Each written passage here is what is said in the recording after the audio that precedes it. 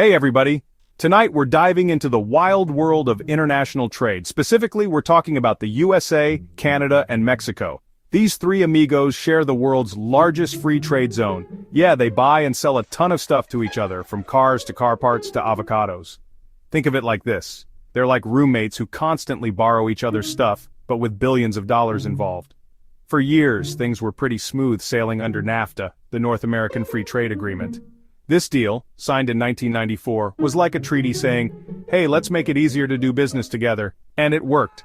Trade between the three countries exploded. But like all good things, it eventually came to an end. In 2020, NAFTA was replaced by the USMCA, the United States-Mexico-Canada Agreement. It's basically NAFTA 2.0, with a few updates and changes.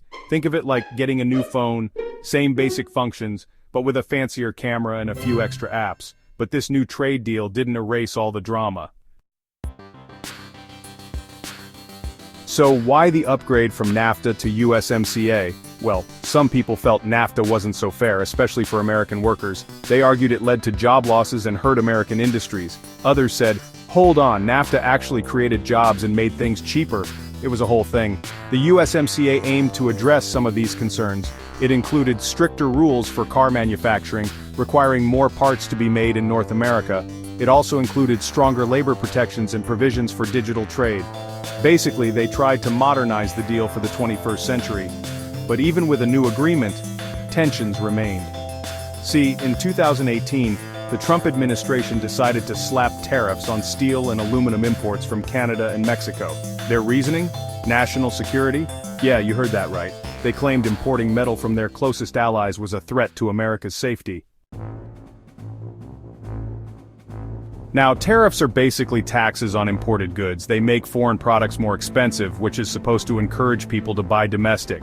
Think of it like this. You want to buy a cool new gadget, but your roommate puts a hefty price tag on it because they want you to buy their old, busted one instead. Canada and Mexico were not thrilled about these tariffs. They called them unfair and illegal under international trade rules. And they didn't just sit back and take it. They retaliated with their own tariffs on American goods, targeting products like bourbon, orange juice, and even playing cards. It was a full-blown trade war, with everyone losing in the end. These tariffs hurt businesses and consumers on all sides. American companies faced higher costs for steel and aluminum, which they then passed on to consumers in the form of higher prices. Canadian and Mexican businesses also suffered, as their exports to the US became more expensive and less competitive. Section 4. The price we pay, impacts of tariffs. The tariffs had a ripple effect across various industries. The auto industry, heavily integrated across the three countries, was hit particularly hard. Farmers also felt the pain, as tariffs disrupted agricultural trade. And let's not forget about the consumers, who ended up paying more for everything from cars to beer. The trade war created uncertainty and strained relationships between the three countries. It also highlighted the interconnectedness of their economies and the potential for damage when cooperation breaks down.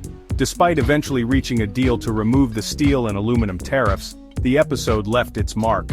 And the drama didn't end there. In 2020, the Trump administration once again threatened to impose tariffs on Canadian aluminum, citing national security concerns. This move was met with swift condemnation from Canada and raised concerns about the future of trade relations between the three countries.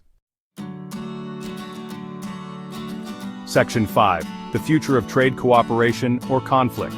The saga of tariffs between the USA, Canada, and Mexico highlights the complexities and challenges of international trade.